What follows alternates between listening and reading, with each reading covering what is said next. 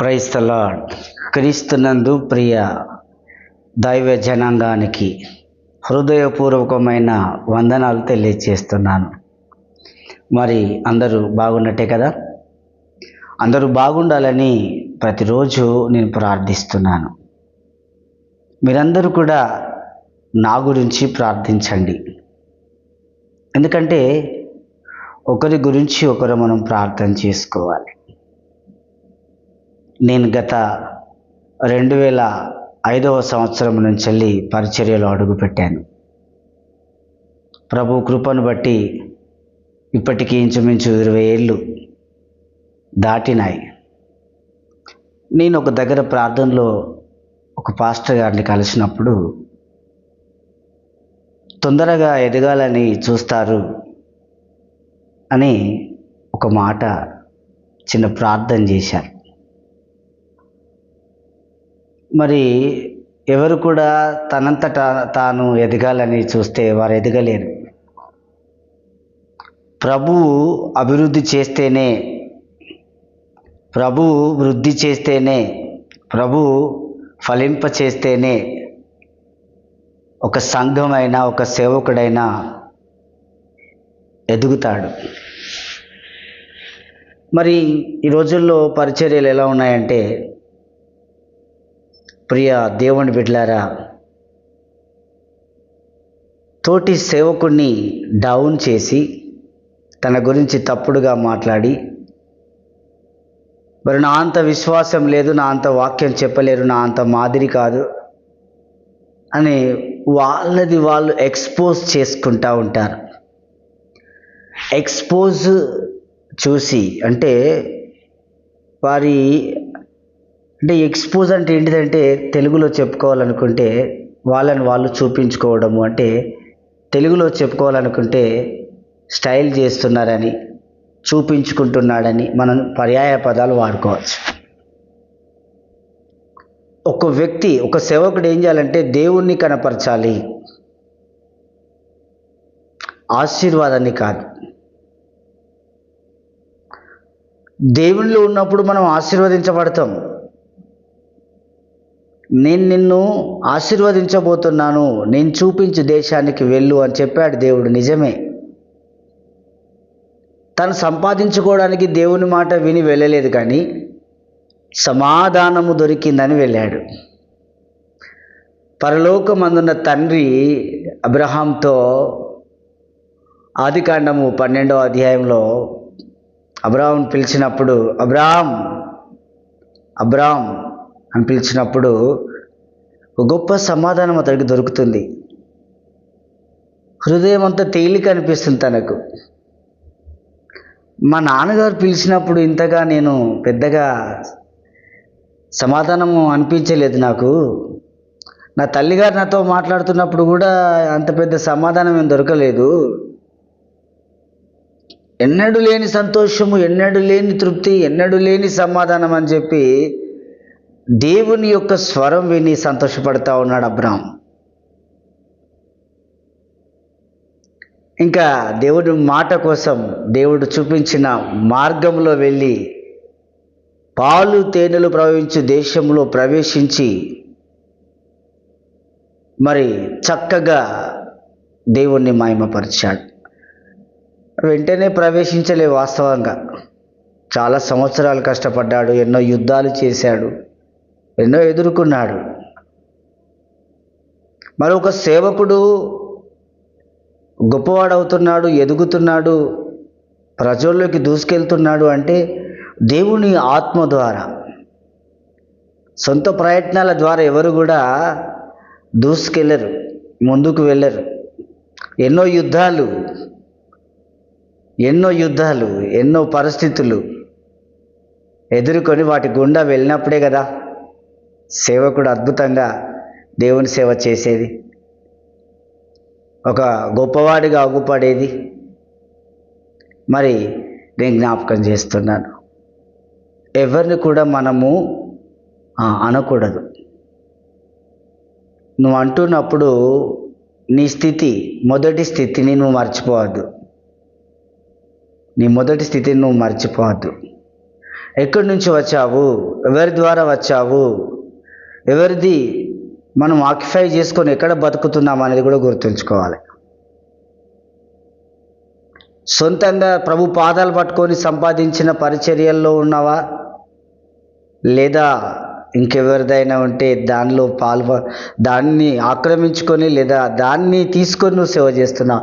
దేవుడు ఇచ్చిందే కావచ్చు, కానీ నీకొకరి ద్వారా ఇచ్చింది దాన్ని బట్టి నువ్వు డెవలప్ అయి ఉండవచ్చు. ఏదేమైనా దేవుడు చూపించితేనే అది దొరుకుతుంది, దేవుడు ఇస్తేనే అది దొరుకుతుంది.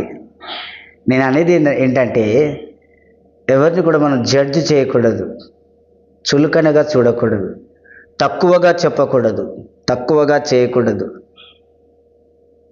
దావీదు మహారాజు గొప్ప అభిషేకం పొందుకొని మంచి యుద్ధం చేసి గెలవలేని స్థితిలో గెలిచిపోయాడు. అంటే తనైతే గెలవలేడు వాస్తవంగా, కానీ జీవం గల దేవుడు యెహోవా నాతోడు ఉన్నాడని చెప్పి గొలియాతును జయించాడు. ఈ రోజుల్లో సేవకుడు అయిన నువ్వు నేను ఒకరినొకరు అనుకోవడం కాదు, కానీ మనం ఏ సేవకుడిని వేలు పెట్టి చూపెట్టకూడదు. ఫస్ట్ మనం ఇలా చూపించుకోవాలి, తగ్గాలి, ప్రభువుని హెచ్చించాలి, తన బిడ్డలందరినీ హెచ్చించాలి. ఏమన్నాడు దేవుడు ఫిలిప్పీ గ్రంథంలో? ఒక్కడి కంటే ఒకడు యోగ్యుడని ఎంచుకొనుడి. నీ ఎదుటి వాడిని నాకంటే నీవు యోగ్యుడవు, నీవు గొప్పవాడవు, నువ్వు ప్రభువు కుమారుడివి అని ప్రోత్సాహకరమైన మాటలతో ఒక సేవకుని ప్రోత్సహిస్తూ బలపరుస్తూ నడిపేవాడే నాయకుడు. నాయకుడు అంటే ఎదుట ఉన్నవారిని బలపరచాలి. నాయకుడు అంటే ఎదుట ఉన్నవారిని స్థిరపరచాలి. నాయకుడు అంటే మరి వాళ్ళను స్వస్థపరచాలి, వాళ్ళ గుణాలను సరిచేయాలి, వాడిని వదిలేయకూడదు. అరే వాళ్ళు వినరయ్యా అంటే, అయ్యా యేసుప్రభే ఒక చెట్టుకు చూసి 3 సార్లు ఛాన్స్ ఇచ్చాడు. ఈ చెట్టు పచ్చగా ఉంది కానీ ఫలములు లేవేంటి అన్నప్పుడు తోటమాలి అంటాడు, అవునయ్యా ఎరువు వేస్తున్నాను, నీళ్లు పెడుతున్నాను, అన్ని రకాలుగా ఈ చెట్టును చూసుకుంటున్నాను, కానీ అది ఫలించట్లేదయ్యా, ఈ ఒక్కసారి అవకాశం ఇవ్వండి. 2-3 సార్లు అవకాశం ఇవ్వాలి. అది నాయకత్వము, అది కాపరితత్వము.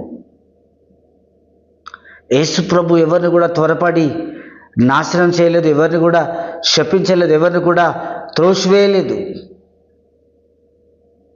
ధర్మశాస్త్ర ప్రకారము వ్యభిచారం చేస్తున్న స్త్రీ పట్టుబడితే చంపేయాలి. కానీ మరి ధర్మశాస్త్ర ప్రకారము నాయకులందరూ కూడా ఆమెను రౌతులను కొడుతూ తరుముతున్నారు. ఆమె తరుముబడుతూ పరిగెత్తుకొని వస్తూ ఉన్నది. పరిగెత్తుకొని వచ్చినప్పుడు సడన్గా యేసు ప్రభు ఎదురవుతాడు. అక్కడ కూర్చున్నాడు, ఆ కరుణామూర్తి అక్కడ కూర్చున్నాడు, చెట్టు కింద కూర్చున్నాడు. ఈమె చక్కగా ఆ కరుణామూర్తి వైపు వెళ్తుంది. వెళ్ళినప్పుడు ఆ యేసు కనికరపడుతూ ఆమె వైపు చూస్తాడు. చూసినప్పుడు ఆమెకు ధైర్యం కలుగుతుంది. ఆయన కళ్ళలోకి చూసినప్పుడు ఆమెకు ధైర్యం, ఈయన నన్ను రక్షించగలడు అని ఆమె నమ్మింది. ఆ నాయకుల్లాగా, ఆ యాజకుల్లాగా, ఆ శాస్త్రుల్లాగా, ఆ పరిచయుల్లాగా ఈయన గుణం లేదు. ఈయన ఇంకొక క్రొత్త కోణంలో యేసు ప్రభు చూస్తున్నాడు. చూసినప్పుడు, గమనించినప్పుడు వాళ్ళంతా కూడా ఈమెను చంపాలని చూస్తున్నారు. అది న్యాయమే, అది న్యాయమే. కానీ ఈయన అంటున్నాడు, ఎవడైతే పాపము చేయలేదో వాడు మాత్రమే మొదటి రాయి ఈమె మీద వేయండి అని కింద ఏదో రాస్తూ ఉంటాడు. మన పాపాలన్నీ ఈయన రాస్తున్నాడు రా అని వారికి భయం వేసింది. ఎందుకంటే పరలోకము నుంచి ఒక గొప్ప శక్తి ద్వారా యేసు ప్రభు జన్మించాడు. ఆ శక్తిని, ఆ ప్రభావము ఆయన ఎక్కడుంటే అక్కడ బలముగా పనిచేస్తూ ఉన్నది. ఒక సేవకుడు ఈ లోకంలో బోధించిన, వర్షిప్ చేసిన, అంటే ఆరాధన చేసిన, ఒక దగ్గర మాట్లాడుతున్న దేవుని పరలోకం నుంచి దేవుని యొక్క ప్రభావం అక్కడ ఆవరించాలి. దుర్మార్గుడైనా మారిపోయేటట్టుగా, వ్యభిచారి అయినా మారిపోయేటట్టుగా, అన్యాయస్తుడైనా మారిపోయేటట్టుగా, సేవా జ్ఞానం లేనోడు కూడా సేవా జ్ఞానం పొందుకునేవాడిగా నీలో ఉన్న ప్రభావం పనిచేయాలి. ఈయన నన్ను కోపడ్డాడు, ఈయన నన్ను తిట్టాడు, ఈయన నన్ను ఇబ్బంది పెట్టాడు అనుకునే విధంగా నీ ప్రవర్తన ఉండకూడదు. కాపరి యొక్క లక్షణం ఎలాగుండాలంటే సమాధానపరచు ఆత్మచేత నింపబడి ఉండాలి. తన మాట కూడా సమాధానపరిచే విధంగా ఉండాలి. తన మాట కూడా లేవనెత్తే విధంగా ఉండాలి. తన మాట కూడా బ్రతికించే విధంగా ఉండాలి. తన మాట కూడా బ్రతికే విధంగా ఉండాలి. తన మాట కూడా నేను ఇలా మంచి పరిచర్య చేయాలని వెంటనే నీ పరివర్తనాన్ని మంచి మాటను చూసి మార్పు చెందే విధంగా ఉండాలి. కాపరి యొక్క లక్షణం ఎలా ఉండాలంటే డౌన్ చేసినట్టుగా, కృంగదీసినట్టుగా, ఒక విశ్వాసి కుటుంబం ఎదుట నువ్వు మాట్లాడుతున్నప్పుడు ఇతరులు ఎవ్వరు పనికిరారిగా ఈడొక్కడే పనికొస్తాడు అన్నట్టుగా మాట్లాడకూడదు. యేసు ప్రభు కూడా ఎవరిని డౌన్ చేయలేకని పరివర్తన గురించి మాట్లాడినాడు, పరివర్తన చెందేటట్టుగా చేశాడు. ఒక సంఘ కాపరి తన కాపరితత్వం సరిగా చేయలేదంటే నువ్వేం చేయాలంటే పర్సనల్గా చెప్పే విధంగా ఉండాలి.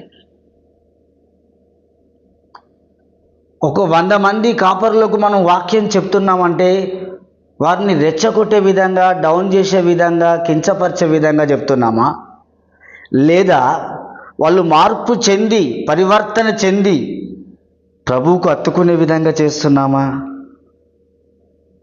దీవెనల మాట పక్కన పెడితే, ఆశీర్వాదాల మాట పక్కన పెడితే ఫస్ట్ ఒక ప్రార్థన పరుణ్ణి మనం తయారు చేయాలి. ఒక ఆత్మీయుణ్ణి మనము తయారు చేయాలి. రైట్. వ్యభిచార స్త్రీ దగ్గరికి వద్దాం మనం. ఆమెను చూసి, అమ్మా నిన్ను ఎవ్వరు కొట్టలేదా? ఎవ్వరు కొట్టలేదయ్యా.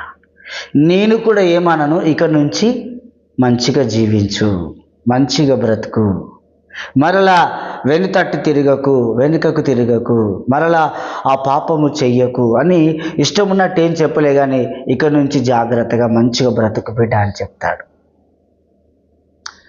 నీలో దేవుని ప్రభావం ఉండాలి. సేవకుడివి అంటే దేవుని ప్రభావము, ఆ ప్రభావమే జనములను మార్చేస్తూ ఉంటుంది. ఆ ప్రభావమే జనులను ఆత్మీయులుగా చేస్తుంది. ఆ ప్రభావమే జనులను పరిశుద్ధపరుస్తుంది. నేను చేసినట్టు ఎవరు చేస్తలేరంటే నువ్వు కాదయ్యా చేసేది, దేవుడు. మన మొదటి స్థితిని జ్ఞాపకం చేసుకొని డబ్బును బట్టి మాట్లాడకుండా, ఆరోగ్యాన్ని బట్టి మాట్లాడకుండా, స్థితిగతులను బట్టి మాట్లాడకుండా మంచి మాటలు, క్రీస్తు మాటలను మాట్లాడుతూ జనులను నువ్వు పరిశుద్ధపరచాలి సేవకుడిగా. జనులను నువ్వు రక్షణలోనికి నడిపించాలి సేవకుడిగా. జనులను నువ్వు సువార్థికులుగా చేయాలి. జనులను నువ్వు సేవకులుగా చేయాలి. సంఘములను నువ్వు అనేక జనముగా కట్టబట్టేట్టుగా చూడాలి. ఆ సంఘపు జనులందరూ నా దగ్గరికి రావాలి, ఈ సంఘపు జనులందరూ నా దగ్గరికి రావాలి. సిటీలో సరౌండింగ్ ప్లేసెస్ అన్నీ కూడా, ప్రాంతాలన్నీ కూడా నన్నే వెంబడించాలి అంటే కాదు. అది కాదు సేవ. ఎక్కడున్నా నీ ద్వారా వాళ్ళు పరిశుద్ధపరచబడిన వారై ఉండాలి, వాళ్ళు కట్టబడుతున్న వారై ఉండాలి. ఒక కాపరిని మనము డౌన్ చేసి అక్కడి నుంచి వెళ్ళి నీకు బలం ఉన్నదని తెచ్చుకునేటట్టుగా ఉండకూడదు. ఈ రోజుల్లో స్వార్థపు మాటలతో మరి మ్యాజికల్గా మాట్లాడుతున్నారు చాలామంది. మ్యాజికల్గా మాట్లాడినప్పుడు జ్ఞానవంతులు కూడా ఈ కట్టుకథలకు, ఈ మ్యాజికల్ టాకింగ్కి పడిపోతూ ఉంటారు. ఈ రోజుల్లో విశ్వాసులు కూడా ఎలా ఉన్నారంటే వాళ్ళ అఫీషియాలిటీని బట్టి వెంబడిస్తూ ఉన్నారు, ప్రభు బోధను బట్టి కాదు. చెప్తున్నాను కదా, మనము ఆకర్షించుకుంటున్నాం రైటే, కానీ న్యాయము తీర్చువాడిగా మనం ఉండాలి, న్యాయము చేయువాడిగా మనం ఉండాలి. యోనా గ్రంథంలో చూసుకుంటే ఒకటి చిన్న వాక్యం నేను చదివి ముగిస్తాను. యోనా గ్రంథంలో చూసుకున్నట్లయితే, ప్రియ దేవుని ప్రజలారా, మనము గుడ్డిగా ఎవరిని మనం నమ్మకూడదు. చూడండి, మంచి నాయకత్వం ఇక్కడ నేను చూపెడతాను. ఒకటో అధ్యాయం, యోనా గ్రంథము 1వ అధ్యాయం 6వ వచనం. అప్పుడు ఓడ నాయకుడు అతని యొద్దకు వచ్చి, ఓ ఈ నిద్రపోతా, నీకేమి వచ్చినది? లేచి నీ దేవుణ్ణి ప్రార్థించుము. ఆపదను తీసివేయడానికి, ఆపద తొలగిపోవడానికి, ఆ మరణాలు పోవడానికి, రక్షణ రావడానికి ఓ ఓడనాయకుడు నీ దేవునికి ప్రార్థించు అని చెప్పి అంటున్నాడు అక్కడ. అంటే ఆ వ్యక్తిని సరిచేయడానికి, వీళ్ళందరూ రక్షించబడడానికి ఆయన మార్గము కావాలని కోరుకున్నాడు. కానీ అక్కడ ఇతనికి ఏదో చెప్పేసి, అక్కడ ఇతన్ని ఏదో చేసి ప్రార్థన చేపించి అంత నిర్మూలం చేసి నేనే ఇదంతా చేశానన్న క్రెడిట్ ఆయన తెప్పించుకోవచ్చు. కానీ ఆ క్రెడిట్ కోసం ఆయన చూడలేదు. గనుక జ్ఞాపకం చేస్తున్నాను, మనము సేవకులమైన, నాయకులమైన, పెద్దలమైన ఏం చేయాలంటే ఎక్కడి వాళ్ళని అక్కడ బలపరుస్తూ, స్థిరపరుస్తూ, సరిచేస్తూ, బాగు చేస్తూ మనం ముందుకు నడవాలి. అప్పుడు ఏమైందంటే దేవుడు మనల్ని మెచ్చుకుంటాడు. అది దేవుని చిత్తము. నీ వైపే రావాలని కాదు, యేసు ప్రభు వైపే ఉండాలి. ఎక్కడనైనా మీరు బాగుండాలి, ఉన్న వాళ్ళందరూ సరిచేయబడాలి. సేవకుడితో సహా నువ్వు సరిచేయబడాలని సేవకునికి చెప్పేది సేవకునికి చెప్పి సరిచేస్తూ, విశ్వాసులకు చెప్పేది విశ్వాసులకు చెప్పి సరిచేస్తూ, మరి అక్కడ రక్షణ అనేది చూపించుకోవాలి. అక్కడ మనము స్వస్థత అనేది చూపించుకోవాలి. అక్కడ మనము సమాధానం అనేది చూపించాలి. నీకు నచ్చింది నువ్వు చేయడం కాదు, ప్రభువుకు నచ్చింది చెయ్యి. చిన్న చిన్న మిస్టేక్స్ మనకు అర్థం కావు. ఒక వ్యక్తిని నిలబెట్టడానికి మనం ఒక సేవకుడు నిలబడితే నువ్వు వెళ్ళని ప్రాంతాలు ఆయన వెళ్తాడు. అన్నిటికీ నేనే వెళ్తానంటే నువ్వు వెళ్ళలేవు. అన్నీ నేనే చేస్తానంటే నువ్వు చేయలేవు. అందుకే ఒక విశ్వాసిని కూడా అభిషేకించి బలంగా వాడుకుంటున్నాడు.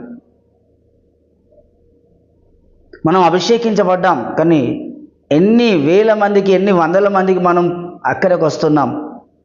ఇంకా ఎంత చేయాలి మనం అనేది ఆలోచన చేయట్లేదు. గనుక మనం చేసే పని అందరినీ బలపరిచి, సమాధానపరిచి, నిలబెట్టే విధంగా ఉండాలి. కానీ ఒకరిని కూల్చి నేను నిలబడతా అంటే కాదది. అతను బ్రతకాలి, అతను నిలబడాలి, మనము నిలబడాలి, మనం బ్రతకాలి. దేవుడు ఎవరికి ఇచ్చేది వాళ్ళకి ఇస్తాడు. ఎవరి గురించి ఎవరు మాట్లాడే స్థాయి కాదు, కానీ ప్రభువు గురించి మాట్లాడి ప్రభువులో నిలబడే స్థాయి మనది. అందరము దేవునిలో ఎవరి స్థితిలో వాళ్ళము, ఎవరి స్థానములో వాళ్ళము, దేవుని ఏర్పాట్లో, దేవుని చిత్తంలో ముందుకు నడవాలి. ఈ లోకంలో సంపాదించుకోవడానికి, కూర్చుకోవడానికి రాలేదు మనం. నా ప్రాణమా తినుము, త్రాగుము, సుఖించుము అని అన్నట్టుగా ఉండకూడదు మన జీవితం. కేవలం వ్యసనాల పాలైతేనే కాదు, కానీ ఈ లోకంలో మరి పర్సనల్ లైఫ్, కుటుంబము, మేమే ఉండాలి, మేమే ఎదగాలి, మేమే నిలబడాలి, మాదే రాజ్యం అని అన్నట్టుగా ఒకళ్ళు ఉండకూడదు. ప్రభు దగ్గర ఎలాగుండాలంటే మనల్ని మనం సమర్పించుకొని, తగ్గించుకొని, ప్రభు పనిచేసే బిడ్డలుగా ఉంటూ, నీది ఉన్నది ఎవరికి పంచమంటలేం, కానీ మన దగ్గర ఉన్నది ఎవరికి పంచొద్దు, కానీ ఎవరిది దోచుకోకూడదు. వీలైతే మన దగ్గర ఉన్నది మనం దేవుడు చెప్పినట్టుగా అనేకులకు పంచుతున్నాం కావచ్చు, ఇస్తున్నాం కావచ్చు, కానీ దానికి తగ్గట్టుగా మనము తగ్గించుకొని అందరినీ ప్రేమిస్తూ ముందుకెళ్ళాలి. నీ దగ్గర చేయి చాపిన వాడు చీఫ్ కాదు, నీకు ఇచ్చేవాడు చీఫ్ కాదు. అందరూ దేవుని బిడ్డలే.